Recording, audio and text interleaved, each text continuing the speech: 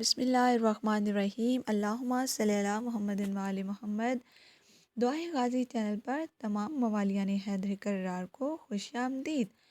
آج ہم نہج البلاغہ کا خطبہ نمبر 1، جس میں امام علی علیہ السلام نے ابتدائے افرینش زمین و آسمان اور پیدائش آدم کا ذکر فرمایا ہے، پڑھیں گے۔ تمام حمد اس اللہ کے لیے ہے جس کی مدح تک بولنے والوں کی رسائی نہیں، جس کی نعمتوں کو گننے والے گن نہیں سکتے، نہ کوشش کرنے والے اس کا حق ادا کر سکتے ہیں، نہ بلند پرواز ہمتیں اسے پا سکتی ہیں، نہ عقل و فہم کی گہرائیاں اس کی تہ تک پہنچ سکتی ہیں۔ اس کے کمال ذات کی کوئی حد معین نہیں، نہ اس کے لیے توصیفی الفاظ ہیں، نہ اس کی ابتدا کے لیے کوئی وقت ہے جسے شمار میں لایا جا سکے، نہ اس کی کوئی مدت ہے جو کہیں پر ختم ہو جائے۔ اس نے مخلوقات کو اپنی قدرت سے پیدا کیا اور اپنی رحمت سے ہواؤں کو چلایا، تھر تھراتی ہوئی زمین پر پہاڑوں کی میخیں گاڑی۔ دین کی ابتدا اس کی معرفت ہے، کمال معرفت اس کی تصدیق ہے، اور کمال تصدیق توحید ہے۔ کمال توحید تنزیہ و اخلاص ہے، اور کمال تنزیہ و اخلاص یہ ہے کہ اس سے صفتوں کی نفی کی جائے،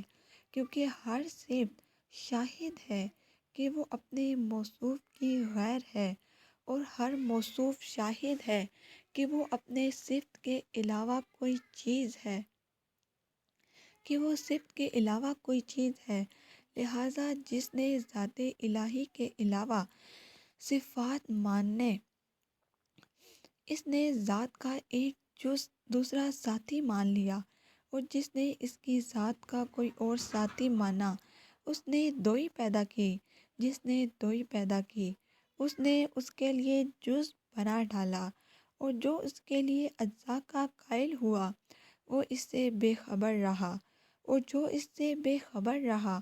اس نے اسے قابل اشارہ سمجھ لیا، اور جس نے اسے قابل اشارہ سمجھ لیا اس نے اس کی حد بندی کر دی۔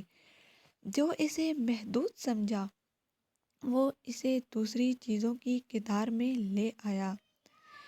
جس نے یہ کہا کہ وہ کسی چیز میں ہے، اس نے اسے کسی شے کے ضمن میں فرض کر لیا، اور جس نے یہ کہا کہ وہ کسی چیز پر ہے،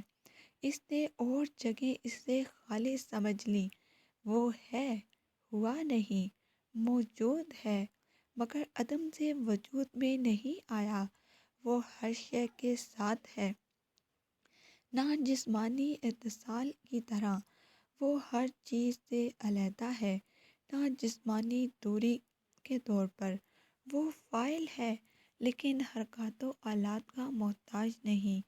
وہ اس وقت بھی دیکھنے والا تھا جب کہ مخلوقات میں کوئی چیز دکھائی دینے والی نہ تھی۔ وہ یگانہ ہے، اس کے لیے اس کا کوئی ساتھی ہی نہیں جس سے وہ مانوس ہو اور اسے کھو کر پریشان ہو جائے۔ اس نے پہلے پہل خلق کو ایجاد کیا، بغیر کسی فکر کی جولانی کے اور بغیر کسی تجربہ کے جس سے اسے فائدہ اٹھانے کی اسے ضرورت پڑی ہو، اور بغیر کسی حرکت کے جسے اس نے پیدا کیا ہو، اور بغیر کسی ولولہ اور جوش کے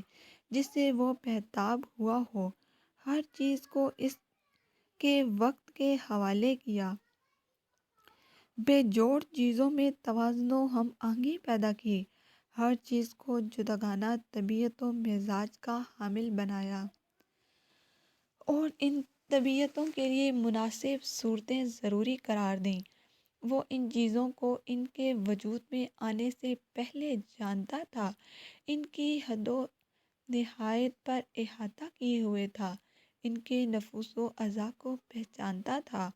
پھر یہ کہ اس نے کشادہ فضا، وسیع و اطراف و اکناف اور خلا کی وسعتیں خلق کیں، اور ان میں ایسا پانی بہایا جس کے دریائے مواج کی لہریں طوفانی اور بحر و ذخار کی موجیں تہ بتہ تھیں۔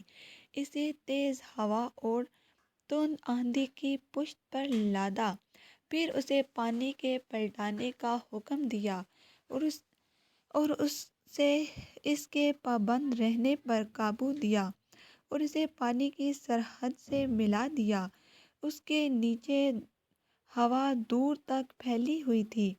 اور اوپر پانی ٹھاٹھیں مار رہا تھا۔ پھر اللہ سبحان نے اس پانی کے اندر ایک ہوا خلق کی جس کا چلنا بانجھ بے ثمر تھا، اور اسے اس کے مرکز پر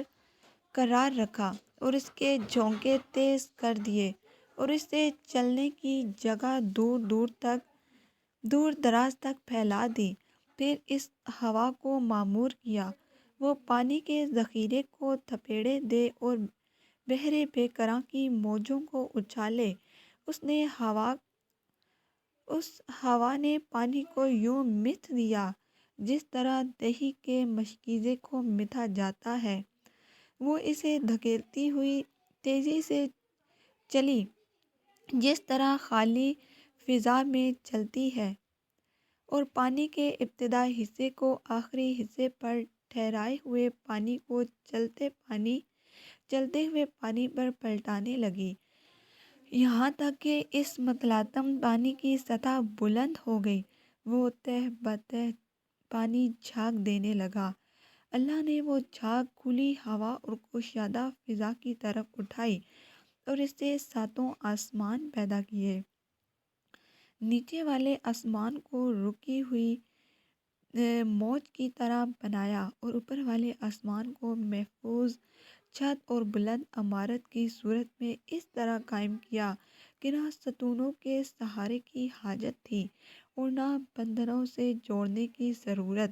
اور پھر ان کو ستاروں کی سج دھج اور روشن تاروں کی چمک دھمک سے آراستہ کیا، اور ان میں زوپاش چراغ اور جگمگاتا چاند رواں کیا جو گھومنے والے فلک، چلتی پھرتی چھت اور جنبش کھانے والی لوح میں ہے۔ پھر خداوند عالم نے بلند آسمانوں کے درمیان شگاف پیدا کیے اور ان کی وسعتوں کو طرح طرح کے فرشتوں سے بھر دیا۔ کچھ ان میں سر بسجود ہیں جو رکوع نہیں کرتے، کچھ رکوع میں ہیں جو سیدھے نہیں ہوتے، کچھ صفیں باندھے ہوئے ہیں جو اپنی جگہ نہیں چھوڑتے، اور کچھ پاکیزگی بیان کر رہے ہیں جو اکتاتے نہیں، اور نہ ان کی آنکھوں میں نیند آتی ہے اور نہ ان کی عقلوں میں بھول چوک پیدا ہوتی ہے، اور نہ ان کے کانوں میں بدروں میں سستی و کاہلی آتی ہے، اور نہ ان پر نسیان کی غفلت طاری ہوتی ہے۔ ان میں کچھ تو وحی الہی کے امین ہیں اور ان کے رسولوں کی طرف پیغام رسانی کے لیے زبان حق اور اس کے قطعی فیصلوں اور فرمانوں کو لے کر آنے جانے والے ہیں،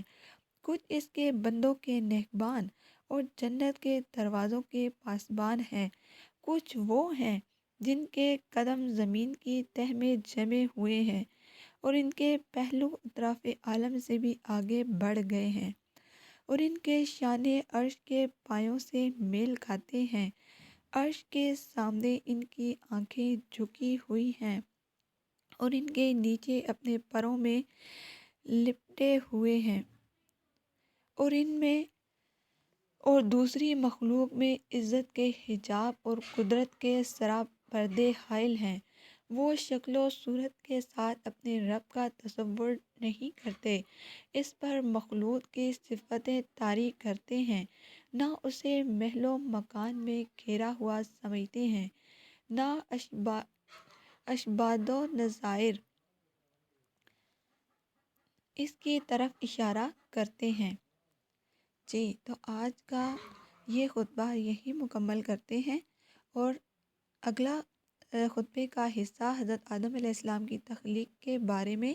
فرمایا، وہ انشاءاللہ نیکسٹ ویڈیو میں پڑھا جائے گا۔